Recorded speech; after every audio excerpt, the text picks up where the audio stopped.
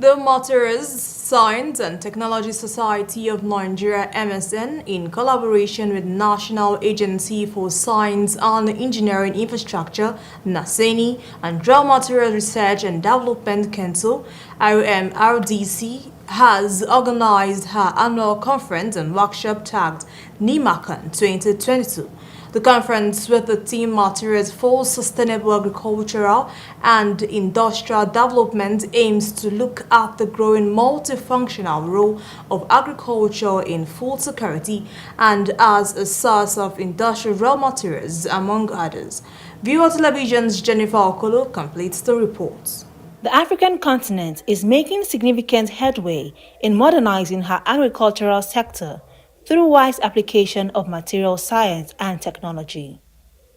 This congress draws participants from diverse disciplines in Nigeria and around the world to dialogue the need for sustainable agricultural and industrial development, considering the federal government's policy to diversify her economy.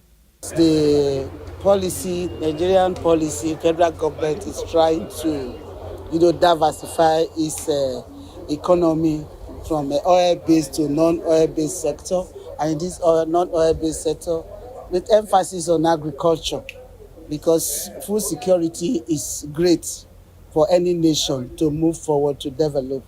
So that is why everything about this conference, the presentations are centered on agriculture. Meanwhile, the Vice-Chancellor, Dominion University, Ibadan, Professor Abel Olurishola, shares innovative materials for sustainable agricultural development in Africa. We need to think outside the box when it comes to tackling the challenges we have with agricultural development in Africa. Up to now, people think that unless government imports machinery, unless we use iron and steel for construction, we cannot have machines and equipment that will work effectively on the farms. But I've shown that there are local materials made of wood and bamboo and other stuff that we can use to substitute steel and iron in agricultural machinery and equipment development. With the aim to advance all aspects of science and technology for economic growth, the adoption of appropriate selective mechanization becomes necessary. Biotechnology is like the bedrock of industrial development that is related to agriculture.